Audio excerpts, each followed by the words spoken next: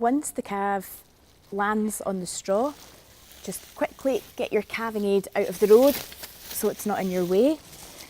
Lift up the back leg and check there's no bleeding from the umbilicus. If it is bleeding, grab hold of it with your hand and get somebody to phone a vet.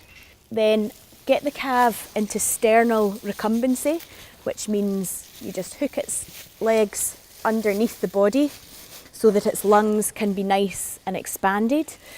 And you want to just check whether the calf is breathing or not. You want to take the fluid out of the nose and any fluid out of the mouth.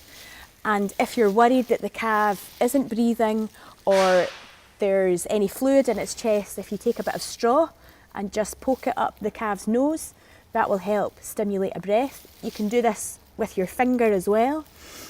You can also use some cold water into the ear, which stimulates them to shake their head and take a breath.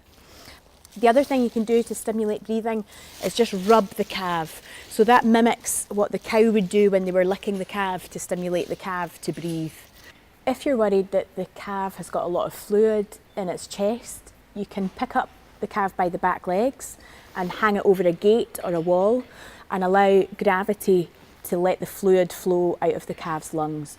Don't do this for a prolonged period of time because the lungs will be under a lot of pressure from all the abdominal organs putting pressure on the lungs.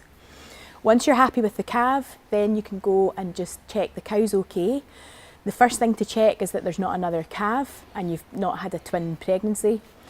The second thing to check for is excessive bleeding and a blood vessel perhaps being burst during the process.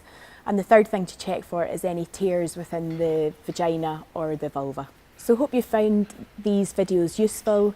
The thing to remember is if you're in any doubt and you're unsure, please pick up the phone and phone your vet.